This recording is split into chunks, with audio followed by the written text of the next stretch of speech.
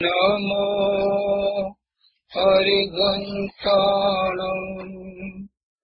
નમો સીતાણં નમો આયર્યાણં નમો જયાણં નમો લોલસવસાહુણાં એસો પંચનમો ખરો સર્વ પાવપણાસનો મંગલાણં સંવેસે પરમં હવૈ મંગલમ અજ્ઞાનતિમિરંધાના જ્ઞાનાંજનશલાકયા નેત્રયોન્મિલિतं येन તસ્मै શ્રીગુરવે નમઃ મુખાદેવ્યાકુક્ષિરત્નં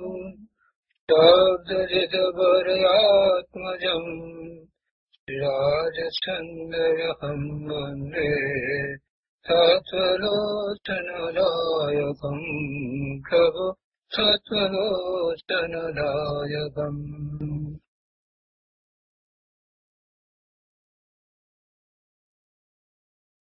આત્મસિદ્ધિ. કૃપાળુદેવ શ્રીમદ રાજચંદ્રજી રચિત આત્મસિદ્ધિ તથા આત્મસિદ્ધિ ઉપર પૂજ્ય ગુરુદેવ કાનજી સ્વામીના પ્રવચનો, એનો સ્વાધ્યાય ચાલે છે. એમાં આત્મસિદ્ધિના સ્વાધ્યાયમાં આપણે 136 ગાથા સુધી સ્વાધ્યાય કર્યો છે. હવે આગળ સ્વાધ્યાય લઈએ. ગાથા 137. અહીંયા વચનામૃતમાં કૃપાળુદેવ ગાથા 137માં કહે છે કે મુખથી જ્ઞાન કથે અને અંતર છૂટ્યો ન મોહ, તે પામર પ્રાણી કરે માત્ર જ્ઞાનીનો દ્રોહ. એના અર્થમાં કહે છે કે મુખથી નિશ્ચય મુખ્ય વચનો કહે છે. મુખથી જ્ઞાન કથે એટલે જે કથન છે એ નિશ્ચયના કથનો છે, પણ અંતરથી પોતાને જ મોહ છૂટ્યો નથી. જે જ્ઞાનની એ વાત કરે છે એ જ્ઞાન હજી એણે આત્મસાત કર્યું નથી. જેવા આત્માની એ વાત કરે છે એવો આત્મા એણે સ્વીકાર્યો નથી. કે છે મુખથી નિશ્ચય મુખ્ય વચનો કહે છે, પણ અંતરથી પોતાને જ મોહ છૂટ્યો નથી. એવા પામર પ્રાણી માત્ર જ્ઞાની કહેવડાવવાની કામનાએ પોતે જ્ઞાની છે એમ ઈચ્છા રાખીને, પોતે જ્ઞાની છે એમ બધા જાણે એવી ઈચ્છા રાખીને, એવી કામનાએ સાચા જ્ઞાની પુરુષનો દ્રોહ કરે છે. સાચા જ્ઞાની પુરુષનો એ અપરાધ કરે છે. સાચા જ્ઞાની પુરુષ જે કહે છે એવું જ એમનું આચરણ પણ છે. નિશ્ચય વચનોને એ કથનીમાં માત્ર બોલે છે એમ નથી, પરંતુ પોતે આત્મસાત કર્યું છે અને પછી એ અનુભવની વાણી બોલે છે. પહેલા પણ આ વાત થઈ છે, ઘણા વર્ષો પહેલા આ વાત થઈ છે. મોક્ષ માર્ગ પ્રકાશકના સાથે વખતે પણ આ વાત કરી હતી કે જિનેશ્વર ભગવાનની ઓમકાર ધ્વનિમાંથી ગણધર ભગવાન 12 અંગ અને 14 પૂર્વના જ્ઞાનની રચના કરે એમ આપણે કહીએ છીએ, પણ વિચાર નથી કરતા કે ગણધર ભગવાન પહેલા તો એને આત્મસાત કરે છે. જિનેશ્વર ભગવાનની વાણીમાંથી જે પરમ સત્ય પ્રકાશ્યું છે એને ગણધર ભગવાન કાંઈ એમને એમ એની રચના કરે છે એવું નથી. એ જ્ઞાનને પોતે આત્મસાત કરે છે. ગણધર ભગવાનની કેવી ઊંચી દશા હશે એ વખતે, જ્યારે પ્રભુએ આપેલા જ્ઞાનને પોતે આત્મસાત કરે છે અને પછી એમાંથી એ રચના થાય છે. પ્રભુ આ કાંઈ કોપી પેસ્ટ જેવી વાત નથી. કોમ્પ્યુટરમાં કાંઈ પણ કોપી પેસ્ટ કરી શકાય. ને આમે લોકો કોપી કરતા હોય છે. હા, એવી વાત નથી. જે વાત છે એ વાત અનુભવ સહિતની જ આવે છે, અને એમ છે તો જ એને પરંપરા કહેવાય, અન્યથા એને પરંપરા કહેવાય પણ નહીં. આપણને જે જ્ઞાન પ્રાપ્ત થયું છે એ પરંપરાએ પ્રાપ્ત થયું છે. જો એમ કહેવું હોય તો એક વાત ધારી લેવી કે આ જૈન આગમ, આ જૈન શાસ્ત્રોમાં આવેલી વાત એના રચયિતાએ પોતે આત્મસાત કરી એવી અનુભવીને પછી લખી છે. હવે એને માત્ર આપણે વાંચીએ, એના અર્થ કરીએ અને પછી આપણે એમ માનીએ કે આપણે જ્ઞાની થઈ ગયા છીએ, આપણે પણ એમની જેમ બધું સમજ્યા છીએ, તો એ વાત બરાબર નથી. જ્યાં સુધી એવા અનુભવ નથી ત્યાં સુધી આપણાથી એમ કહેવાય પણ નહીં. એ બધું તો એ મહાપુરુષનું જ છે. એ મહાપુરુષની વાણી છે, મહાપુરુષના વચન છે, એમણે એને આત્મસાત કર્યા છે, અને આપણે તો માત્ર એને વાંચીએ છીએ ને સમજવાનો પ્રયત્ન કરીએ છીએ. એટલે આપણે ક્યારેય કોઈના ગુરુ થઈ શકતા નથી. આપણે માત્ર સત્સંગ કરીએ છીએ, સ્વાધ્યાય કરીએ છીએ અને સાથે બેસીને કરીએ છીએ, એ વાણીને સમજીએ છીએ. એટલે અંદરમાં તો એવો ક્યારેય ભાવ આવવો ન જોઈએ કે હું જ્ઞાની છું. એ મહાપુરુષોનો પુરુષાર્થ કેવો છે! વાતને સમજ્યા, એને જેમ છે તેમ સ્વીકારી, એવો અનુભવ કર્યો, અને પછી એમને કરુણા થઈ કે ઓહો, આ આવો માર્ગ બીજા જીવો પણ પામે તો સારું, એટલે એમણે એ લખ્યું છે. કંઈ અમસ્તું લખ્યું છે એમ નથી. પણ કોઈ પોતાને બહારમાં જ્ઞાની કહેવડાવવા માટે એવી ઈચ્છા સહિત જો નિશ્ચયની વાતો કથનમાં કરે અને પોતે એમ માને કે અમે પણ જાણીએ છીએ, તો પ્રભુ તું જ્ઞાનીનો દ્રોહ કરે છે, જ્ઞાનીની ભૂમિકાને તું સમજ્યો નથી અને જ્ઞાનીનો અપરાધી થઈ રહ્યો છે. બહુ સરસ વાત કરી છે. આગળ 138મી ગાથામાં કહે છે કે દયા, શાંતિ, સમતા, ક્ષમા, સત્ય, ત્યાગ, વૈરાગ્ય હોય મુમુક્ષુ ઘટ વિશે એહ સદાય સુજાગ્ય. કેવી વાત કરી છે! ઉપર 137માં આ વાત કરી અને પછી કહે છે કે તને શું હોવું જોઈએ? ભાઈ, તું આ માર્ગમાં આવ્યો છો, તે અભ્યાસ પણ કર્યો છે, તું સમજો પણ છો, તો પછી તને આ બધું હોવું જોઈએ. દયા, શાંતિ, સમતા, ક્ષમા, સત્ય, ત્યાગ અને વૈરાગ્ય. એ ગુણો મુમુક્ષુના ઘટમાં સદાય સુજાગ્ય એટલે જાગૃત હોય. અર્થાત એ ગુણો વિના મુમુક્ષુપણું પણ ન હોય. એ ગુણો વિના મુમુક્ષુપણું હોય નહીં. આ ગુણો હોય અને શાસ્ત્રોના અભ્યાસ દ્વારા જ્ઞાન કર્યું હોય, સાચી સમજ મેળવી હોય, તો જરૂરથી કલ્યાણ થાય. પછી એને ભવ રહે નહીં. તો આપણે આ બંને ગાથાઓને પૂજ્ય ગુરુદેવ પાસેથી સમજીએ. આત્મસિદ્ધિ ઉપર પૂજ્ય ગુરુદેવ કાંજી સ્વામીના પ્રવચનો આ પુસ્તકમાં પાનો નંબર 424. ગુરુદેવ અહીંયા કહે છે કે મુખથી નિશ્ચયના વાક્યો કહે કે આત્મા અવસ્થાએ પણ અસંગ મુક્ત શુદ્ધ જ છે, અને અંતરથી પોતાને મોહ છૂટ્યો નથી. પર પદાર્થમાં સુખ બુદ્ધિ રહે છે, પર પદાર્થને વિશે ઇષ્ટ બુદ્ધિ રહી છે. શુભાશુભ ભાવ, વિષય કસાય, રાગ આદિને પોતાના માને છે. એવા ભાવે તથા એને સહેજે શરમ થતી નથી. એવા ભાવે તથા સહેજે એને ખેદ થતો નથી. સહેજ પણ એને ખેદ થતો નથી કે પોતે વિષય કસાયમાં છે અને રાગાદિનું પોષણ કરે છે, એટલે એ પોતાના માને છે એમ કહેવાય. જો એને અંતરમાં એવો ખેદ થાય કે અરે આ હું શું કરી રહ્યો છું, આવા ભાવ મને ન હોય, એમ કરીને જો એ પાછો વળતો હોય અને એવા પ્રતિક્રમણ કરતો હોય અને પ્રત્યાખ્યાન કરતો હોય તો વાત જુદી છે.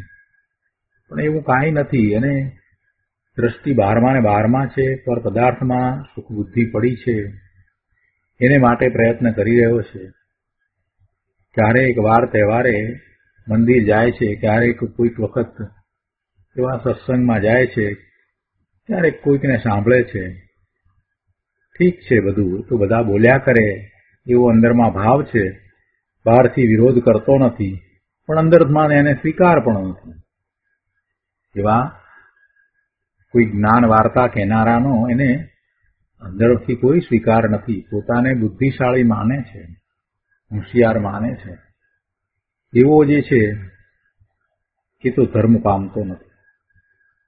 પણ સાથે સાથે કેટલાક એવા પણ હોય છે કે આ ઠીક છે, આ બધી વાત કરવાથી આપણને ઘણું માન મળે છે, એટલે આ કરવા જેવું છે, એમ કરી અને જે એ અભ્યાસ કરી અને બહારમાં એ બોલે કે આત્મા તો પર્યાયથી તો અસંગ જ છે, મુક્ત જ છે, શુદ્ધ જ છે, પણ પોતાને અંદરમાં કાંઈ મોહ છૂટ્યો ન હોય, પોતે એને અંદરથી સ્વીકાર્યું ન હોય. આ બીજા પ્રકારના લોકો. અને ત્રીજા પ્રકારના એવા છે કે જે એને વ્યવસાય તરીકે લીધો હોય કે પોતે પંડિત થયા છે, આ બધું ભણ્યા છે, એટલે એની વાત કરે, બાકી જીવનમાં કાંઈ ઉતાર્યું ન હોય.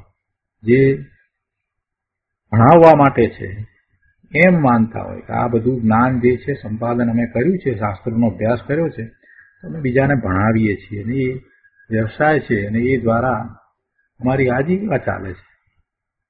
એવું કરવાવાળા ઘણા હોય છે. એટલે અનેક પ્રકારે જીવો આ વાતને જાણતા હોય અથવા ન જાણતા હોય અને મોહ ભાવમાં પોતે રહ્યા હોય, એ અંતરમાં ભ્રમણા સહિત, મિથ્યાત્વ સહિત ભવના ભ્રમણ સિવાય બીજું કાંઈ કરવાના નથી. એ વાત કરી છે. ગુરુદેવ કહે છે કે પરપદાર્થમાં સુખ બુદ્ધિ રહે છે, શુભાશુભ ભાવ વિષય કસાય રાગ આદિને પોતાના માને છે અને અંતરથી મોહ છૂટ્યો નથી. અને માત્ર કથનીમાં એ એમ કહે છે, મુક્તિ એમ કહે છે કે આત્મા તો અસંગ છે, મુક્ત છે, શુદ્ધ જ છે. તો એવા જીવને અંતરમાં ભ્રમણા ટળી નથી અને એ પામર છે. એ પામર પ્રાણી માત્ર જ્ઞાનીનો દ્રોહ કરે છે, બીજું કાંઈ કરતો નથી. પુરુષાર્થહીન થઈને સાચા માર્ગથી પ્રતિકૂળ રહીને પોતાને જ્ઞાની કહેવડાવવાની કામનાએ સાચા જ્ઞાની પુરુષનો દ્રોહ કરે છે. એટલે કે નિશ્ચયથી પોતાનો જ મહા અપરાધ કરે છે. આ વાત ગુરુદેવે અહીંયા બહુ મહત્વની મૂકી કે એ એમ કરીને જ્ઞાનીનું તો કાંઈ નુકસાન કરતો નથી. જ્ઞાનીનો એ દ્રોહ કરે છે, જ્ઞાનીનો એ અપરાધ કરે છે, તો એથી જ્ઞાનીને કાંઈ નુકસાન થતું નથી. જ્ઞાની જે વાત કરે છે અને જ્ઞાનીને જે માન મળે છે એ બધું એ એમના પોતાના કારણે. એ જ્ઞાનીનું જ્ઞાનીમાં રહેવું. આ જીવ જ્ઞાનીનો દ્રોહ કરે છે, જ્ઞાનીનો અપરાધ કરે છે, તેથી જ્ઞાનીને કાંઈ નુકસાન થતું નથી. જ્ઞાનીની માનહાનિ આને કારણે થાય એવું બનતું નથી કે જ્ઞાની કરતા આને વધારે માન મળે તો એને કારણે નહીં. જ્ઞાનીને જે મળવાનું છે, જે એમના પૂર્વના કર્મ છે એ અનુસાર જે મળવાનું છે તે મળે છે. પણ આ જીવ તો દ્રોહ કરે છે, આ જીવ તો અપરાધી છે અને એ અપરાધમાં એને પાપનો બંધ પડે છે. એટલે ખરેખર જોવા જઈએ તો નિશ્ચયથી તો એ પોતે પોતાનો જ અપરાધ કરી રહ્યો છે. પોતે ભગવાન આત્મા જ્ઞાન સ્વરૂપ છે, એને એવા ભાવ દ્વારા એ હલકી ગતિમાં લઈ જાય છે. જ્ઞાનીનો દ્રોહ કરે એટલે શું થાય કે એ જ્ઞાનની વાત કરે અને પોતાના સ્વરૂપનો વિચારે કરે નહીં, જરાય અંતરંગમાં એવો ભાવ પણ આવતો નથી. તો એ પોતાની જાતને છેતરી રહ્યો છે ને આવી છેતરપિંડી કરતા એને એવા પાપ કર્મનો બંધ પડે કે પછી ભવિષ્યમાં એવું સાચું જ્ઞાન એને પ્રાપ્ત જ ન થાય. નિશ્ચયથી પછી એ એવી દશામાં જાય, એવા પાપ બંધાય કે એને ભવિષ્યમાં એ સત્ય પ્રાપ્ત ન થાય. એટલે પોતાને નુકસાન કરે છે. નિશ્ચયથી તો એ પોતાનો જ અપરાધી થાય છે, પોતાનો જ મહાઅપરાધ કરે છે.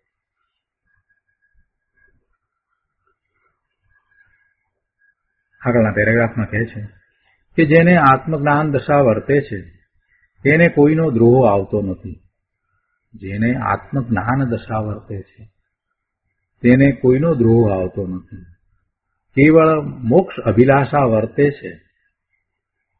શુદ્ધ આત્મા સિવાય બીજું કાંઈ તેને જોઈતું નથી. એક માત્ર પોતાનું શુદ્ધ સ્વરૂપ છે.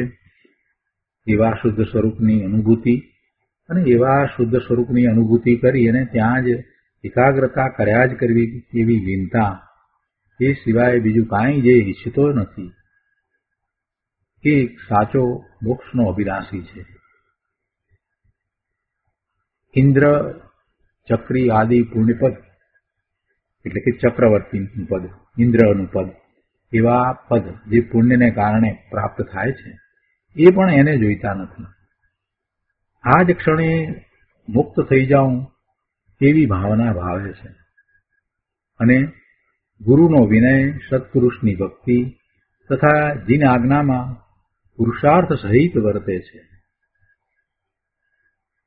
પણ જેને સાચા નિમિત્તમાં હોશ નથી તે એમ કહે છે કે અમે અમારા ઉપાદાનથી બધું કરી લઈશું.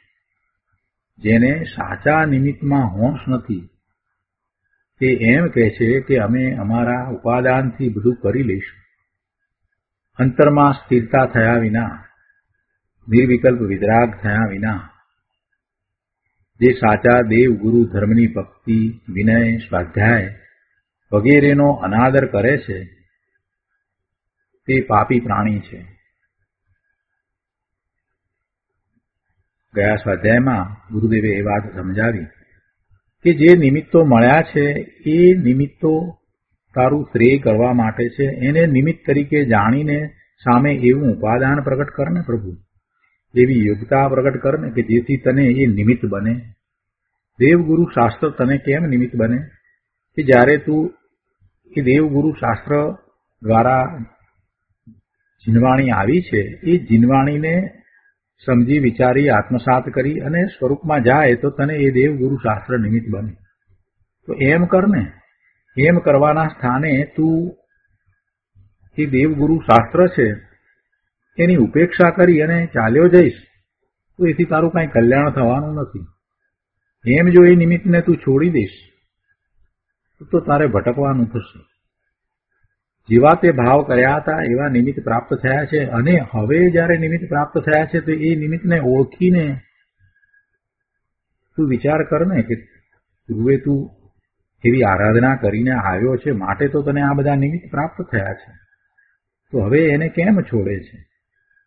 જેવા ભાવ કરીએ એવા નિમિત્તો ભવિષ્યમાં પ્રાપ્ત થઈ જ જાય છે. એ વાત પણ ગુરુદેવે ગઈકાલે કરી છે. તો પૂર્વે તે એવા ભાવ કર્યા માટે એવા નિમિત્ત મળ્યા છે અને હવે તું એની ઉપેક્ષા કરીને ચાલ્યો જઈશ તો ભાઈ તારું તો અકલ્યાણ થશે. એટલે સાચા દેવ ગુરુ ધર્મ, ભક્તિ, વિનય, સ્વાધ્યાય વગેરે નો અનાદર જે કરે છે એને તો અહીંયા પાપી પ્રાણી કહે. એ તો સ્વયં અપરાધી છે, એને શાસનનો વેરી છે. બહુ સરસ રીતે બધી વાત મૂકી છે પ્રભુ.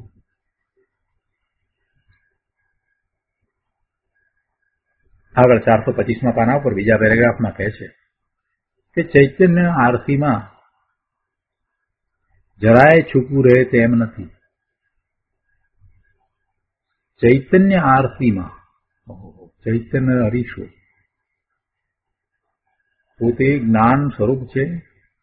તો જ્ઞાનને સમજાવીએ છીએ ત્યારે આપણે અરીસાના ઉદાહરણ દ્વારા જ્ઞાનને સમજાવીએ છીએ કે જ્ઞાનનું સામર્થ્ય કેવું છે, જ્ઞાનમાં એક સાથે બધું કઈ રીતે જણાય છે. આ બધું જયારે સમજાવીએ છીએ તો એ અરીસા દ્વારા સમજાવીએ છીએ કે એ બધા બિંબો છે, એ બિંબો જેમ અરીસાની સામે છે તો અરીસામાં ઝળકે છે અને અરીસામાં જે ઝળકે છે એને પ્રતિબિંબ કહીએ છીએ. અરીસાની સામે રહેલા જે બિંબ છે એને જ્યારે બિંબ કહીએ છીએ તો અરીસામાં એના જે પ્રતિબિંબ પડે છે એ એમાં ઝળકી રહ્યા છે, એને પ્રતિબિંબ કહીએ છીએ. એવી રીતે આ જ્ઞાનરૂપી અરીસો છે. તો જ્ઞાનમાં જગતના બધા જ જ્ઞેયો એ બિંબ તરીકે પ્રતિબિંબિત થાય છે. જે જ્ઞેયો છે એ બહારમાં રહ્યા અને જ્ઞાનમાં એને જે જણાય છે એ તો એના પ્રતિબિંબ એટલે કે જ્ઞેયના પ્રતિબિંબ છે. પણ એથી અરીસાને શું? જ્ઞાનનો મહિમા સમજાવવો હોય તો એમ સમજાવવામાં આવે કે મોટો અરીસો હોય અને એની અંદર સામે 1000 માણસ હોય કે 5000 માણસ હોય, અરીસાને કાંઈ ફેર પડે છે? અને 1000 માણસ હોય કે 10,000 માણસ હોય તો એ બધાના પ્રતિબિંબ પાડવામાં કઈ સમયમાં ફેર પડે છે? એની સાથે જ બધા પ્રતિબિંબ પડી જાય છે. બધાનું પ્રતિબિંબ એક સાથે પડી શકે છે. એવી રીતે આ જ્ઞાનરૂપી અરીસો છે એમાં એક સાથે બધું ઝળકે. કેવળ જ્ઞાનરૂપી અરીસો છે એ કેવળ જ્ઞાન થાય છે ત્યારે એ એવી કે જ્ઞાનની એ પૂર્ણ પરમ શુદ્ધ દશા છે, એવી એ નિર્મળતા છે, માટે જ્ઞેય માત્ર એમાં ઝળકે છે એમ આપણે સમજાવીએ છીએ. તો એવો આ ચૈતન્ય અરીસો છે. અને એવા ચૈતન્ય અરીસામાં ગુરુદેવ કહે છે કે કાંઈ છૂપું રહે તેમ નથી. ભાઈ તે જેવા ભાવ કર્યા છે એ બધા ભાવ એ ચૈતન્ય અરીસામાં પ્રતિબિંબિત થતા તને ખ્યાલ આવે છે કે તે શું કર્યું છે, કેવું કર્યું છે, ક્યાં ક્યાં કઈ કઈ રીતે માયાચાર કર્યા છે, કેવી રીતે પાપાચાર કર્યા છે, આ બધું તને ખ્યાલમાં આવે છે. બધું ચૈતન્ય અરીસામાં જરાય છૂપું રહે તેમ નથી. અને એને તું જાણે છે. તારા જ્ઞાનની પર્યાયમાં તે કરેલા દ્રોહને પણ તું જાણે છે, અપરાધને પણ તું જાણે છે. ભલે તું એનું લક્ષ નથી કરતો પણ એ બધું તને જણાય તો છે ને. જે સમયે જે કાંઈ કરે છે તે જ સમયે તારા જ્ઞાનની પર્યાયમાં પ્રતિબિંબિત થાય છે અને તે તારા જ્ઞાનની પર્યાયમાં હોય જ છે. એ જ સમયે એવી જ્ઞાનની પર્યાય હોય છે. જ્યારે શુભભાવ થયો છે તો એવા શુભભાવને જાણવાવાળી જ્ઞાનની પર્યાય પણ તે જ સમયે હોય છે. અશુભ ભાવ થયો છે તો એને પણ જાણવાવાળી જ્ઞાનની પર્યાય તે જ સમયે હોય છે. અને એમ પણ નથી કે એ ભાવ થયો છે માટે એને જાણે છે, એમ પણ નથી. પણ એવો જ્ઞાનનો સહજ સ્વભાવ છે. એટલે કહે છે કે ચૈતન્ય આરતીમાં જરાય છૂપું રહે તેમ નથી. જેટલો પુરુષાર્થ મોળો તેટલું ઉપાદાન અજાગૃત રહે છે એમ સમજી લેવું. તારો પુરુષાર્થ મોળો છે એનો અર્થ છે કે તારું ઉપાદાન એટલું જાગૃત થયું નથી, તને હજી પ્રમાદ વર્તે છે. જીવને પ્રમાદ જે છે એ જ ભવના ભ્રમણનું એક કારણ છે. એ પ્રમાદ છોડીને આળસ ખંખેરીને જો ઊભો થઈ જાય કે ના મારે હવે ભ્રમણા જોઈતી નથી, મારે હવે મિથ્યાત્વ જોઈતું નથી, મારે હવે અજ્ઞાન ભાવમાંથી બહાર આવવું છે, અને સાચો પુરુષાર્થ આદરે પુરુષાર્થ કરે તો એને કોઈ રોકવા વાળું નથી. એ પોતે પ્રમાદી થઈ અને અજાગૃત રહે છે. જેટલો પુરુષાર્થ મોળો તેટલું ઉપાદાન અજાગૃત રહે છે. કેવળ વાતો કરવાથી કે વિકલ્પથી આત્મજ્ઞાન પ્રગટે નહીં. આ વાક્યની નીચે એક લાઈન કરી રાખવા જેવી છે. કેવળ વાતો કરવાથી કે વિકલ્પથી આત્મજ્ઞાન પ્રગટે નહીં. અને રોજ આ વાતને યાદ કરવી અને તો દિવાલ ઉપર આ વાક્યને લખી રાખવું. એટલે જ્યારે જ્યારે સ્વાધ્યાય વગેરે કરીએ ત્યારે યાદ આવે કે આ બધું તો કર્યું, પણ હવે શું, આગળ શું, હવે પ્રયોગ કરવો છે કે નથી કરવો. વાતો જ કરવી છે, વિકલ્પમાં જ રહેવું છે કે આત્મજ્ઞાન પ્રગટ કરવું છે, એમ આપણી જાતને આપણે પ્રશ્ન પૂછવો. પુરુષાર્થ ઉપાડ્યા વિના કલ્પનાથી પોતાના વિશે જ્ઞાનીપણું માની લેવું એ તો સ્વચ્છંદ છે પ્રભુ. એવા સ્વચ્છંદે તું શોભતો નથી. તું જ્ઞાન સ્વરૂપ ભગવાન આત્મા છો તો તું જ્ઞાન સ્વરૂપે શોભે છે, પણ કાંઈ આવા સ્વચ્છંદે શોભતો નથી. એટલે પુરુષાર્થ ઉપાડ્યા વિના કલ્પનાથી પોતાના વિશે જ્ઞાનીપણું માનવું એ સ્વચ્છંદ છે. એના સ્થાને તું પુરુષાર્થ ઉપાડીને સાચા અર્થમાં જ્ઞાની કેમ થતો નથી? આત્મજ્ઞાન કેમ પ્રગટ કરતો નથી? સર્વજ્ઞ વિતરાગના ધર્મને સમજ્યા વિના તું જ્ઞાનીની સામે પેઢી માંડીને બેઠો છો. પેલી સાચી પેઢીને તારે તોડવી છે? ગુરુદેવ કેમ પૂછે છે આપણને? એટલે કે પેલા જ્ઞાની છે એમણે તો બધું આત્મસાત કર્યું છે અને અનુભવની વાણી એ તો પ્રકાશી રહ્યા છે. જ્યારે તું એમની સામે બેસીને કાંઈ પણ વસ્તુને અનુભવ્યા વિના, સહાનુભૂતિ વિના, માત્ર અંદરમાંથી એક ઈચ્છા કે બહાર હું બધામાં જ્ઞાની તરીકે દેખાઉં, એવી ઈચ્છાને કારણે તું માત્ર એની વાતો કરે, વિકલ્પોમાં રાચી રહે, તો તારે અંતરમાં શું છે? તારે શું કરવું છે? તું પોતે જ તારી જાતને છેતરી રહ્યો છો, પોતે જ મોહ દશામાં વર્તી રહ્યો છે અને જ્ઞાની પણ માને છે. આમ કરતા તો ભવની વૃદ્ધિ થશે પ્રભુ. આવું જ્ઞાની પણ માને છે તો ભવની વૃદ્ધિ કરી રહ્યો છે તું. કારણ કે જ્ઞાનીને જે રૂપે આત્માનું સ્વરૂપ કહેવું છે તે તેમણે પોતે અનુભવ્યું છે, પછી એ કહી રહ્યા છે અને એ તો એમની કરુણા છે માટે કહે છે. જ્ઞાની કાંઈ અમસ્તા કહે છે એમ નથી. છે અહીંયા કે કારણ કે જ્ઞાનીને જે રૂપે આત્માનું સ્વરૂપ કહેવું છે તેનાથી પોતે પ્રતિકૂળતા સાધે છે અને કહે છે કે હું જાણું છું. એટલે તું એમ માનતો હોય કે હું પણ જ્ઞાનીની જેમ કહું છું, તો તને જ્ઞાની જેવી અંતરંગ દશા તો છે? એવી અંતરંગ દશા તો નથી. જ્ઞાનીની જેમ તે અનુભૂતિ કરી છે? નથી કરી. જ્ઞાનીને જે વાતમાં અનુકૂળતા છે એમાં તને તો પ્રતિકૂળતા લાગે છે. જ્ઞાની તો સ્વરૂપને વિશે એકાગ્રતા કરીને વારંવાર સ્વરૂપની લીનતાનો પ્રયત્ન કરે છે, તો એમાં તો તને પ્રતિકૂળતા લાગે છે અને પાછો તું એમ કહે છે કે હું જાણું છું. એવી જે આત્માની વાત છે, આત્મ સ્વરૂપની વાત જે છે, જ્ઞાની અનુભવ સહિત કહે છે, એનાથી પોતે પ્રતિકૂળતા સાધે છે અને પાછો કહે છે કે હું જાણું છું. શાસ્ત્રમાં જે લખ્યું છે તેની મને ખબર પડે છે, એ બધું હું સમજ્યો છું. અરે ભાઈ, જો તું સમજ્યો હોત તો તારી દશા પણ જ્ઞાની જેવી હોત. માત્ર આમ મનની ધારણાથી તું મફતમાં જ્ઞાની થવા માંગે છે તો એમ કઈ જ્ઞાની થવાતું નથી. જ્ઞાની જેવો પુરુષાર્થ કરને પ્રભુ. જો તું એવો જ્ઞાની જેવો પુરુષાર્થ નથી કરતો અને માત્ર કથનીમાં તું નિશ્ચયની વાત કરે છે, વિકલ્પમાં રાચી રહ્યો છે અને પોતાને જ્ઞાની માને છે, તો તું અનંત જ્ઞાનીઓનો દ્રોહ કરે છે. તું તારી જાતને ઠગે છે, પોતાને ઠગે છે. આ રીતે ઘણા પ્રકારે લોકોના દોષ જોઈને નિષ્કારણ કરુણાથી આ આત્મસિદ્ધિ મુમુક્ષુઓ માટે કૃપાળુદેવ તેમજ રાજચંદ્રજીએ રચી છે.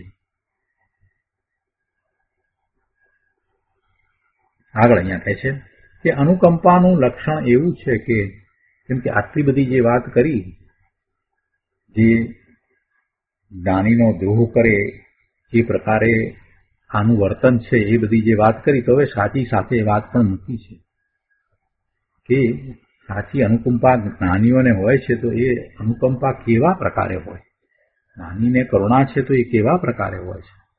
કહે છે કે કોઈ મહાપાપી હોય અથવા કોઈ ગમે તેવો મૂર્ખ હોય, છતાં મુમુક્ષુએ તે પ્રત્યે નિર્વૈર બુદ્ધિ રાખવી જોઈએ. તે સાચો મુમુક્ષુ છે.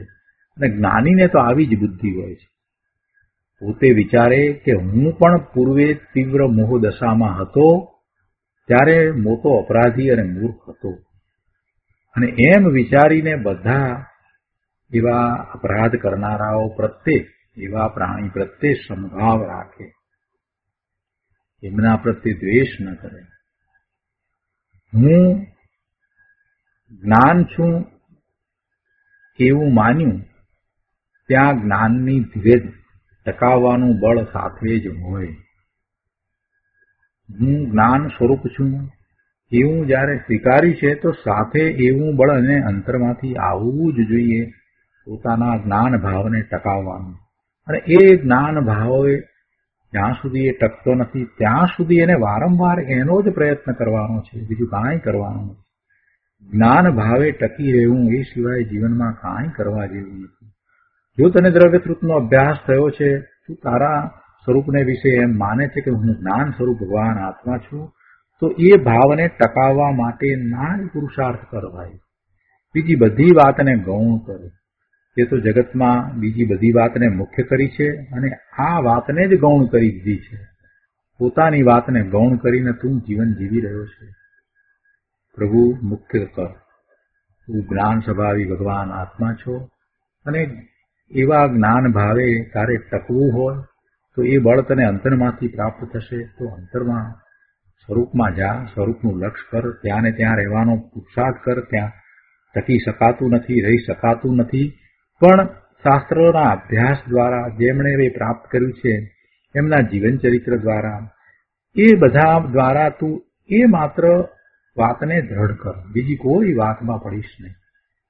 બીજી અન્ય મિથ્યા વાતોમાં તું તારો સમય નહીં બગાડ. ભગવાન આત્મા જ્ઞાન સ્વરૂપ છે.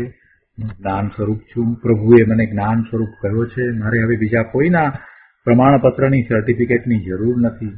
એ જ મારું સાચું સ્વરૂપ છે અને પૂર્વે મેં એવી આરાધના કરી છે એટલે મને એવા નિમિત્તો પણ પ્રાપ્ત થયા છે.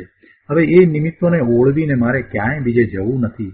ઓહો, પ્રભુની કા કરુણા છે.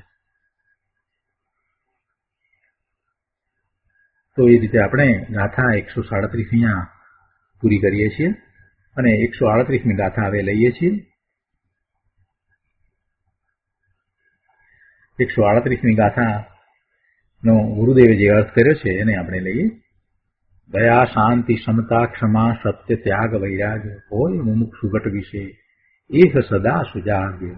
ગુરુદેવ કહે છે કે જેને મોક્ષની અભિલાષા છે, જેને મોક્ષની અભિલાષા છે, જેને પોતાના મુક્ત સ્વરૂપને પ્રાપ્ત કરવાની અંદરમાંથી ઈચ્છા છે, અભિલાષા છે, આકાંક્ષા છે, તે મુમુક્ષુ આત્મા સદાય સુજાગ્ય રહે છે. તે મુમુક્ષુ આત્મા સદાય સુજાગ્ય રહે છે. તે સદાય જાગૃત રહે છે. ભાન થઈ જ્ઞાતા દ્રષ્ટામાં સદાય જાગૃત પુરુષાર્થ કરે છે અને સતની પ્રાપ્તિ માટે સત સમાગમ મનન ચિંતન કરવામાં સદાય જાગૃત રહે છે. જેને મોક્ષની અભિલાષા છે એવો મુમુક્ષુ આત્મા સદાય જાગૃત રહે છે. જ્યારે એને ભાન થયું છે કે પોતે ભગવાન આત્મા જ્ઞાન સ્વરૂપ છે ત્યારે એ જ્ઞાતા દ્રષ્ટા ભાવે સદાય જાગૃત રહી અને પોતાના સ્વરૂપની પ્રાપ્તિનો પુરુષાર્થ કરે છે. સ્વરૂપનો અનુભવ થયો છે તો ત્યાં ને ત્યાં દ્રષ્ટિ રહે છે. વારંવાર સ્વરૂપમાં જવાનો ઉદ્યમ કરે છે. સત્સમાગમ મનન ચિંતન કરવામાં સદાય જાગૃત રહે છે. જ્ઞાની ધર્માત્મા કે જિજ્ઞાસુ ગમે તે હો, પોતે જ્ઞાની હોય કે પોતે એવો જિજ્ઞાસુ હોય, હજી પોતાને સ્વરૂપની પ્રાપ્તિ ન થઈ હોય પણ એવી પ્રાપ્તિ કરવાનો અભિલાષી જિજ્ઞાસુ હોય, તો એવા જ્ઞાની ધર્માત્મા કે જિજ્ઞાસુ ગમે તે હો, બધા મુમુક્ષુ કહી શકાય. એ બધાને મુમુક્ષુ કહી શકાય કેમ કે બધા મોક્ષના અભિલાષી છે, પોતાના મુક્ત સ્વરૂપના અભિલાષી છે. તે બધામાં આ બધા ગુણો હોવા જોઈએ. જેનામાં આ ગુણો નથી તેમનામાં મુમુક્ષુતા નથી. દયા, શાંતિ, અંદરની ક્ષમતા. શું શાંતિ તો કયા પ્રકારે પ્રગટે? શાંતિ કઈ રીતે પ્રગટે? વિકલ્પોની આગથી જ્યારે એ દૂર જાય ને ત્યારે એને શાંતિ પ્રગટે. દિવસ દરમિયાન આપણે નકામા વિકલ્પોને કારણે થઈને અશાંતિ જાતે જ સર્જીએ છીએ. દિવસ દરમિયાન સવારે ઉઠીએ ત્યારથી રાત્રિ સૂઈ જઈએ ત્યાં સુધીમાં આપણે જે કાંઈ કરીએ છીએ એમાંના કેટલાય વિકલ્પો સાવ નકામા હોય છે અને એ આપણને અશાંતિ પ્રદાન કરે છે, બીજું કાંઈ આપતા નથી. એવા વિકલ્પોની આગથી દૂર જઈને નકામા વિકલ્પો, જે દજાડનારા વિકલ્પો છે એનાથી દૂર જઈને શાંતિ પ્રાપ્ત કરી શકાય છે. વિકલ્પો કેમ ઘટે એનો પ્રયત્ન એને જાતે કરવાનો છે. કર્તા ભાવનું જોર લાવે કે હું ભગવાન આત્મા માત્ર મારા સ્વરૂપને વિશે જ્ઞાન કરી શકું, બીજું કાંઈ કરી શકું નહીં એવો હું કરતા છું, અને બાકી બીજે બધે પરનો હું અકર્તા છું, પરનો અકર્તા છું, પરમાં મારે કાંઈ કરવા પણ નથી, એમ જોર લાવે તોય વિકલ્પ ઘટે છે.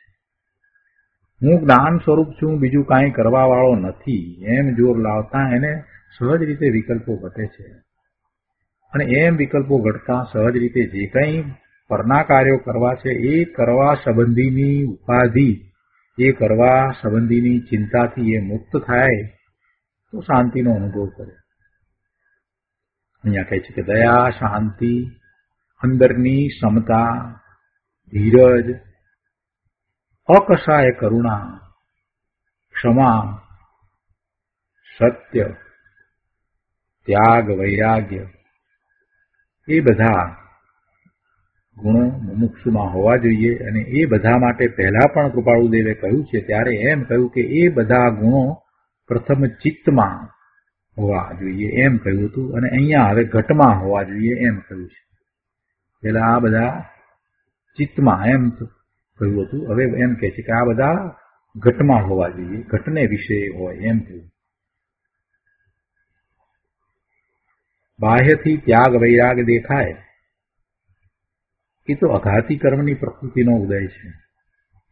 સરસ વાત કરી છે ગુરુદેવે.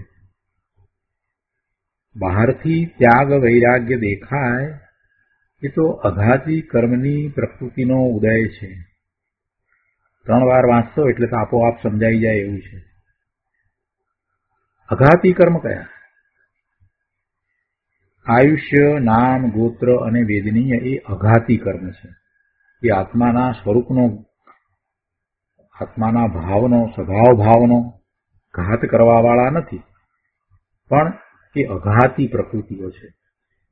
એટલે જેને કારણે એને આ આયુષ્ય, નામ, ગોત્ર અને વેદનીય ના ઉદયો વર્તે છે એવા એ અઘાતી કર્મની પ્રકૃતિ છે. તો એ પ્રકૃતિ ના ઉદયો એવા હોય કે એને કારણે બાહ્ય ત્યાગ વૈરાગ્ય હોય, બાહ્ય ત્યાગ વૈરાગ્ય એવા હોય. બાહ્યથી ત્યાગ કે વૈરાગ્ય દેખાય તો એ બધું એ પ્રમાણે એને એમ જ હોય. શરીરને વિશે એવું હોય કે એ રીતે એવું ગોત્ર હોય, એવા આયુષનો એવો બંધ પડ્યો હોય તો એવું બધું હોય. તો એ બધા કહે છે કે બાહ્યથી ત્યાગ વૈરાગ્ય દેખાય એ તો અઘાતી કર્મની પ્રકૃતિનો ઉદય છે. અંદરમાં પુરુષાર્થ સહિત ત્યાગ વૈરાગ્ય હોય તો ખરા ત્યાગ વૈરાગ્ય છે. બહારમાં કોઈને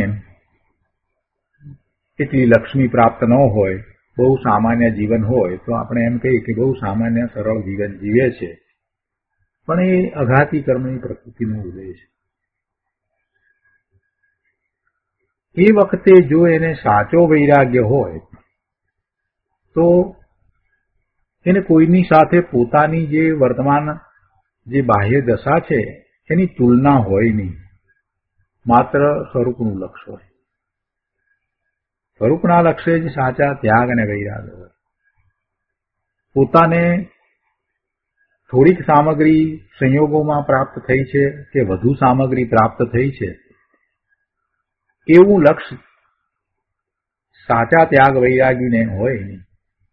સાચા ત્યાગીને એવું લક્ષ્ય થાય નહીં. કેમ કે હું ક્યાં વસ્તુને ગ્રહણ કરું છું? ભગવાન આત્મા છું ને આત્મા તો પર પદાર્થને ગ્રહતો નથી તો ત્યાગતો પણ નથી. આ સામગ્રી વધારે મળી છે કે ઓછી મળી છે, મને મિલકત ઓછી મળી અને પેલાને વધારે મળી છે, પેલો વધારે દાન કરે છે, આવો બધો વિકલ્પ પણ એને ઉઠે નહીં. કેમ કે બહારનું જે કાંઈ થઈ રહ્યું છે એ એના કારણે થઈ રહ્યું છે, એ અઘાતી કર્મની પ્રકૃતિના ઉદયો છે. એટલે છે વસ્તુનું આવવું ને જવું, પોતાની સમીપમાં વસ્તુનું આવવું ને જવું, આ બધું જે થાય તે તેના કારણે થાય. સામાન્ય એવા પુણ્યના ઉદય હોય તો ઘણી સામગ્રી પ્રાપ્ત ન થઈ હોય, ઘણા દાન પણ કરી ન શકતો હોય, આવું હોય. એવા મોટા ઉપવાસના વ્રતો વગેરે પણ ન કરી શકતો હોય એવું પણ હોય. શરીરની પ્રકૃતિ એવી મળી હોય કે જેથી કરીને એ કે વક્ષી તપ જેવા તપ ન કરી શકતો હોય. એટલે એ અઘાતી કર્મની પ્રકૃતિના ઉદયો છે. તો સાચું શું છે? સાચો ત્યાગ અને વૈરાગ્ય શું છે? તો કહે છે કે સાચા ત્યાગ અને વૈરાગ્ય તો એ છે કે પોતે એ બધા પર પદાર્થોથી અને બધા સંયોગોથી જુદો છે. એ સંયોગોને, એ પર પદાર્થો, એ સંયોગી ચીજોનો પોતામાં પ્રવેશ નથી. પોતામાં પ્રવેશ નથી તો પોતામાંથી એ જવું પણ નથી. એટલે કે પોતે એને ગ્રહતો નથી તો પોતે એને ત્યાગતો પણ નથી. જેને ગ્રહ્યું નથી એને ક્યાંથી ત્યાગે? અને સ્વરૂપનું લક્ષ્ય રહ્યા કરે. સ્વરૂપના લક્ષ્ય એને એવો સાચો ત્યાગ અને વૈરાગ્ય હોય. આજે વાત મૂકી છે ને, ગુરુદેવે બહુ વિચાર પછી મૂકી હોય એમ આપણને સમજાય છે કે બાહ્યથી ત્યાગ વૈરાગ દેખાય એ તો અઘાતી કર્મની પ્રકૃતિનો ઉદય છે. જો એ દ્વારા કોઈને નીચા પાડવાનો ગુરુદેવનો આશય નથી, પણ એમનો આશય એવો છે કે ભાઈ એ બધું હોય તે છતાંય જો તને અંતરંગ દશા પણ એવી ન થઈ હોય તો એ બધું કાંઈ કાર્યકારી થતું નથી. એ વખતે તારા ભાવ કેવા છે? તને આજે ઉપવાસ થયો છે તો એ થવાનો હતો માટે થયો છે. ત્રણ પ્રકારે ભાવ હોય. આજે ખોરાકનો સંયોગ શરીર સાથે થવાનો ન હતો એ તો કર્મનો ઉદય એવો હતો. અઘાતી કર્મની પ્રકૃતિનો ઉદય એવો વર્તતો હતો માટે એમ જ હતું. હવે એક જીવ એમ કહે છે કરે આજે તો ખાવાનું મળ્યું નહીં એમ કરીને આર્ત ધ્યાન કરે છે, એને પાપનો બંધ પડે છે. બીજો જીવ એને એમ લે છે કે આજે તો મારે ઉપવાસ કરવો છે, આજે ખાવું જ નથી, અને એને જો એને પણ ખાવાનો આજે એટલે કે ખોરાકનો સંયોગ નથી થવાનો તો નથી થતો, પણ એને એવો ભાવ કર્યો છે કે આજે ખાવું નથી તો એને તો પુણ્યનો બંધ પડે છે. અને ત્રીજો જીવ એવો છે કે પોતે પોતાના સ્વરૂપને વિશે એકાગ્રતાનો પુરુષાર્થ કરી રહ્યો છે અને ખોરાકનો વિકલ્પ પણ ઉઠતો નથી, ખાવાનો વિકલ્પ પણ ઉઠતો નથી. એ જ્ઞાની મહાત્મા છે. પણ ત્રણેયને એ દિવસે એવો જ અઘાતી કર્મની પ્રકૃતિનો ઉદય હતો કે શરીર સાથે ખોરાકનો સંયોગ ન થાય. એટલે આ વાતને આ ઉદાહરણ દ્વારા સમજવી શેને સાચા ત્યાગ અને વૈરાગ્ય કહી શકાય. અહીંયા આગળ કહે છે કે મુમુક્ષુ આત્માને પાપી પ્રત્યે દયા વર્તે છે. જો પાપી કહી અને પછી નીચે અહીંયા ફૂટનોટમાં કેટલીક વાત લખી છે કે શુદ્ધ નિશ્ચયથી સંસારી જીવ પણ સિદ્ધ પરમાત્મા જેવા જ છે, પાપી નથી. કોઈ જીવને પાપી કહીએ છીએ તો એ તો વર્તમાન પર્યાય અપેક્ષાએ કહેવું છે કે એને અત્યારે કાં તો પાપનો ઉદય આવે, પાપના બંધ પડે એવી પ્રવૃત્તિ છે એટલે આપણે એને પાપી કહીએ છીએ. પણ અંદરથી તો નિશ્ચય નહીંથી તો દરેક જીવ છે તે સિદ્ધ સમાન જ છે. પણ વર્તમાનમાં પર્યાયનું જ્ઞાન કરાવવા માટે ગોમઠસાર જીવકાંડ ગાથા 662માં સમ્યક્વ તથા સમ્યક વ્રત સહિત જીવને પુણ્ય જીવ કયા છે અને તેનાથી વિપરીત અર્થાત મિથ્યા દ્રષ્ટિને પાપ જીવ કયા છે. તો પાપી કહેતા આ અંદરમાં આવો ભાવ સમજવો જોઈએ કે જીવ તો સિદ્ધ સમાન શુદ્ધ જ છે, પણ અત્યારે વર્તમાન પર્યાય એની પર્યાયની અપેક્ષાથી આપણે વાત કરીએ છીએ. કે પાપી પ્રત્યે દયા વર્તે છે. કોને? મુમુક્ષુ આત્માને. કારણ કે તે જીવો ભાવિમાં દુર્ગતિમાં નરક નિગોદમાં જશે. એ પાપને કારણે એમને એવા નરકના આયુ બંધાશે અને આગળ વધતા વધતા પછી એ છેવટે ઇતર નિગોદમાં ચાલ્યા જશે. તેથી ત્યાં ગુરુદેવ કહે છે કે તેથી તેનો વચલો કાળ કાઢી નાખો. એમ કહ્યું ને કે ભવિષ્યમાં એ દુર્ગતિમાં જશે તો હજી તો ઘણો કાળ એમાં બાકી રહ્યો હોય તો કે એનો વચલો કાળ કાઢી નાખો તો વર્તમાનમાં જ તેને ભયંકર નારકીના દુઃખ ભોગવતા જોઈને એટલે કે એવું કલ્પીને જ્ઞાનીને તેની દયા આવે છે, કરુણા એના પ્રત્યે થાય છે અને અનુકંપા આવે છે. એને પહેલા તો અનુકંપા થાય છે, રે બિચારા એમ અનુકંપાનો ભાવ છે, પછી કરુણા કરી અને એને જ્ઞાન ઉપદેશ આપે છે. અરે તારા આત્માનું શું થશે? તારા દુઃખ દેખનારને દયા આવશે. મુમુક્ષુને અંતરમાં દયા હોય. પાપી દેખાય તો તે પ્રત્યે દ્વેષ ન હોય. પાપી પ્રત્યે દ્વેષ ન હોય. અંતરમાં અધીરજ થવી ન જોઈએ. ધીરજ અને ક્ષમતા તો એને જાળવી રાખવા જ પડશે. ક્ષમતા એટલે અંતરમાં ક્ષોભ ન થવો જોઈએ. એનું નામ ક્ષમતા. ક્ષમતા તો પોતાના સ્વરૂપનું લક્ષ કરતા, પ્રભુના સ્વરૂપનું લક્ષ કરતા, તો પ્રભુનું કેવું સ્વરૂપ છે એનું લક્ષ કરતા આપોઆપ બધા જ વિકારી ભાવો સમી જાય છે. પોતે પણ એવો જ છે એમ જ્યારે આગળ વધે છે તો એવો પુરુષાર્થ પણ થઈ જાય છે. તો ક્ષમતા એટલે અંતરમાં ક્ષોભ ન થવો જોઈએ. અનુકૂળતાનો રાગ અને પ્રતિકૂળતાનો દ્વેષ, અનુકૂળતાનો રાગ અને પ્રતિકૂળતાનો દ્વેષ જ્ઞાનીને અંતરમાં નથી. લક્ષ્ય શાંત સ્વભાવનું છે. પોતાનો શાંત સ્વભાવ છે એનું જ લક્ષ્ય છે. તેની સંભાળ રાખે છે. કોઈ અગવડતા દેવા આવે, પોતે નિર્દોષ હોય છતાં કોઈ અપયશ આદિ અશુભ નામકર્મના ઉદયથી આ દેહનું અપમાન કરે, તેને દુઃખ ન ગણે. એ એમ સમજે કે પોતાના નામકર્મના ઉદયથી અશુભ નામકર્મનો ઉદય પોતાને વર્તે છે. અપયશ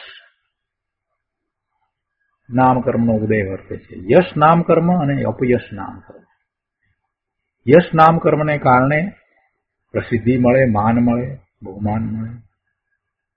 અપયશ નામકર્મને કારણે પોતાનો દોષ ન હોય છતાંય પોતાને બીજાઓ દોષી ઠેરાવે, અપમાન કરે. તો જ્ઞાની છે એને દુઃખ ન ગણે. એ સમજે છે કે આ તો પૂર્વે કરેલા કર્મનું ફળ છે, એમાં પેલાઓનો દોષ નથી. અને એમ એ સર્વ પ્રત્યે ક્ષમા રાખે છે. જ્ઞાનીને દોષ દ્રષ્ટિ જ નથી. બહુ સુંદર વાત મૂકી છે. જ્ઞાનીને દોષ દ્રષ્ટિ જ નથી કે બીજાઓ મારા પ્રત્યે દોષ કરી રહ્યા છે એવી દ્રષ્ટિ જ નથી. આ જે કંઈ છે એ તો મારા પૂર્વકર્મના જે ઉદય આવ્યા છે એને કારણે છે એવી જ દ્રષ્ટિઓ છે. અને પોતાના દોષ ટાળવાનો એને ખૂબ પુરુષાર્થ હોય છે. અન્યના દોષને એ જોતો નથી. પોતાને એ દુઃખી કરી રહ્યા છે, પોતાનો અપરાધ કરી રહ્યા છે, પોતાને નુકસાન પહોંચાડી રહ્યા છે એવી દોષ દ્રષ્ટિ અન્યો પ્રત્યે એને હોય જ નહીં, હોતી જ નથી. અને પોતાના દોષ ટાળવા નહીં અને પારકા દોષ જોવા એવી જે દ્રષ્ટિ છે એ તો મહાદોષ છે. એ જ્ઞાનીને હોતા નથી. જ્ઞાની તો પોતાના દોષને ટાળે છે. સત્ય વિશે કહે છે કે સત્ય એટલે આત્મા. સત્ય એટલે આત્મા. એવા સત્યને એટલે એવા પોતાના સત્ય સ્વરૂપને પામવા માટે જેને વ્યવહાર સત્ય પણ ન હોય તથા સતનું વલણ પણ ન હોય તે તદ્દન નિર્દોષ પરમ સત્યની પ્રતિ લક્ષ અને અનુભવ કેવી રીતે કરશે? વ્યવહાર સત્ય હોય નહીં અને પરમ સત્યને પામવાનો પુરુષાર્થ કરી રહ્યો છે, એ પુરુષાર્થ એનો કેટલો સાચો થશે? વ્યવહાર સત્ય નથી. વ્યવહારમાં એ અસત્ય બોલે છે, અસત્ય આદરે છે, પાપાચાર કરે છે, માયાચાર કરે છે. તો પછી એ પોતાના સત સ્વરૂપને ક્યાંથી પામવાનો છે? આગળ કહે છે કે જેને અંતરમાં સતનો આદર છે તેને વ્યવહાર સત્ય પ્રમાણિકતાનો આદર હોય જ. વ્યવહાર સત્ય અને પ્રમાણિકતાનો આદર હોય. ત્યાગ એટલે આસક્તિની ઓછાશ, આસક્તિની મંદતા, રાગ દ્વેષ અને કુસંગનો ત્યાગ. રાગ દ્વેષ અને કુસંગનો ત્યાગ. અને એવા રાગ દ્વેષ અને કુસંગનો ત્યાગ થતાં પુરુષાર્થ સહિત વૈરાગ્ય દશા, સંસારથી ઉદાસીનતા હોય જ. એવું હોય જ. સ્વરૂપનું લક્ષ થયા પછી, સ્વરૂપનું જ્ઞાન થયા પછી જ સાચી વૈરાગ્ય દશા ખીલે છે. પણ અનુભૂતિ નથી થઈ અને એવો પુરુષાર્થ જેને ઉપડ્યો છે એવા સાચા સાધકને આવી સંસાર પ્રત્યે ઉદાસીનતા હોય છે. એને એવી જાગૃતિ વર્તે છે કે જગતના પદાર્થો છે તે જ્ઞેય માત્ર છે, એ ન મને કલ્યાણકારી છે કે ન મને અકલ્યાણકારી છે. એથી મારે કાંઈ પામવાનું નથી. એ જે છે તે છે, એનું પરિણમન જે પ્રકારે થવું જોઈએ એ પ્રકારે થાય છે. એમાં મારે કાંઈ કરવાનું નથી અને એથી મને લાભ પણ નથી. મને એથી કોઈ ગુણ ખીલતો નથી. જે થાય છે તે થાય છે એમ એને એ જ્ઞેય માત્ર સમજી અને જ્ઞાતા ભ્રષ્ટા ભાવે એ બધા પદાર્થો જે એની સમીપમાં આવ્યા છે અથવા તો એની સમીપમાં હતા અને ચાલ્યા ગયા છે એના પ્રત્યે એવી ઉદાસીનતા સેવે છે. ધંધામાં નુકસાન થયું છે કે લાભ થયો છે તો બંનેને એ એક જ પ્રકારે એમ જુએ છે અને એવી જે ઉદાસીનતા સેવે છે એ સાધક જીવને પણ આવી વૈરાગ્ય દશા હોય. સંસાર પ્રત્યેની આવી વૈરાગ્ય દશા હોય છે. જીવો પ્રત્યે પોતાની આસપાસમાં રહેલા જે જીવો છે તેમના પ્રત્યે પણ એવો જ ભાવ હોય છે. બધા જીવ છે તે સિદ્ધ સમાન છે, બધા ભગવાન આત્મા છે. વર્તમાન પર્યાયને નહીં જોતા એને એક જીવ તરીકે જુએ કે એ બધા જીવ છે. ખેર અત્યારે આ પર્યાયમાં છે, અત્યારે આ સંબંધમાં મારી સાથે છે, પણ મારી સાથે એ સંબંધમાં છે તો એ મારી પર્યાયના કારણે સંબંધ છે. એ બધાથી હું જુદો ભગવાન આત્મા છું અને એ પણ બધા ભગવાન આત્મા છે. ન કોઈ નાના છે ન કોઈ મોટા છે, એ બધા માત્ર ભગવાન આત્મા છે. એ બધા માત્ર ભગવાન આત્મા છે. આમ સંસાર પ્રત્યે ઉદાસીનતાનો ભાવ હોય. જો ઉદાસીનતામાં તિરસ્કાર નથી હોતો, ઉદાસીનતામાં તિરસ્કાર નથી હોતો, પરંતુ ઉદાસીનતામાં એક પ્રકારનો સ્નેહ છે, અનુકંપા છે, કરુણા છે. એ ત્રણેય અંદરમાં હોય એવી એ ઉદાસીનતા હોય છે. એને વૈરાગ્ય કહેવાય છે. અને સાચો વૈરાગ્ય જ્ઞાન વિના હોય નહીં. જ્ઞાન વિનાનો વૈરાગ્ય તો પાંગળો છે. જ્ઞાન વિનાનો વૈરાગ્ય તો પાંગળો છે. વૈરાગ્ય જ્ઞાનને આધારે જ ટકી રહે છે. અને જ્ઞાન વૈરાગ્ય વિનાનું જ્ઞાન છે એ સાચું જ્ઞાન નથી. જો વૈરાગ્ય પ્રગટ થયો જ નથી અને માત્ર જ્ઞાનની વાત કરે છે તો એ જ્ઞાની નથી. બંને સાથે હોય. જ્ઞાન વૈરાગ્ય હંમેશા સાથે હોય. અપૂર્વપણે સમ્યક સ્વરૂપી કાર્ય પ્રગટ કરે તો આ બધા લક્ષણો કારણ છે. બહુ સરસ વાત ગુરુદેવે મૂકી કે છે. બધું આ બધાની વાત કરી અને સમાલોચના કરતા હોય એ રીતે ગુરુદેવ આપણને કહે છે કે અપૂર્વપણે સમ્યક સ્વરૂપી કાર્ય પ્રગટ કરે તો આ બધા લક્ષણો કારણ છે. કોઈ કહે કે અમે ઘણું કર્યું, આખો દિવસ અમારે શું કરવું, પણ તે સાચું નથી. મુમુક્ષુના હૃદયમાં સદાય આવા ગુણો જાગૃત હોય. હું અશરીરી જ્ઞાન માત્ર છું તેની સહજ સંભાળનો પુરુષાર્થ કર્યા જ કરે. હું અશરીરી જ્ઞાન માત્ર છું તેની સહજ સંભાળનો પુરુષાર્થ કર્યા જ કરે. ઘણા લોકો દિન રાત અસત સમાગમનો રાગ અને તેમાં નિમિત્ત એવા વેપાર ધંધા આદિમાં રાચી રહે છે અને એકાદ કલાકની નિવૃત્તિ લઈ શાસ્ત્ર વાંચે અને સંભાળે કે હું આત્મા છું. પણ તેથી શું? જો આપણે વાત જે કરીએ છીએ ગુરુદેવે અહીંયા કહી છે માટે કરીએ છીએ. અમે કઈ ઘરની વાત નથી કરતા. ગુરુદેવે અહીંયા કહ્યું છે વારંવાર સમય સારના સ્વાધ્યાયમાં એ કહ્યું છે, પ્રવચન સારના સ્વાધ્યાયમાં કહ્યું છે, નિયમ સારના સ્વાધ્યાયમાં કહ્યું છે કે ભાઈ આખો દિવસ તો તું આ બધી પ્રવૃત્તિમાં રોકાઈ રહે ને એકાદ કલાક માંડ તું આમાં કાઢે એમાં તારું 100 દાડો વળશે. એ વાત તો ઘણી વાર કરી છે કે આખો દિવસ સત સમાગમનો અને રાગ અને એના નિમિત્ત બધા વેપાર ધંધા એનો જ વિકલ્પ હોય એમાં રાચી રહે અને એકાદ કલાકની નિવૃત્તિ લઈને શાસ્ત્ર વાંચે કે મંદિર જાય તો એથી શું દાડો વળશે? આત્મધર્મની જો સાચી રૂચિ હોય તો સળંગ જ્ઞાન સળંગ જ્ઞાન અને પોતાની શાંતિની સંભાળ સહજ ભાવે સતત રહેવી જોઈએ. ઘરના એ સંયોગો વગેરે પ્રત્યે એને ઉદાસીનતા હોય, જે છે તે છે, એના પ્રત્યે ક્ષમતાનો ભાવ હોય. આટલી ઓફિસ છે ને બીજી નવી ઓફિસ શરૂ કરું ને હવે આમ કરું ને તેમ કરું ને આમાં જ જેની રુચિ છે એ જીવ તો પોતાનો અમૂલ્ય ભાવ વેડફી રહ્યો છે. ઘર ધંધાના અસત રાગની દિશા બદલી સત સમાગમનું ખાસ વલણ અને તેમાં જ સતત ઉત્સાહ રહેવો જોઈએ, એ મુમુક્ષુનું લક્ષણ છે. દિશા પલટી નાખ ભાઈ, તારી રુચિની દિશા પલટી નાખ.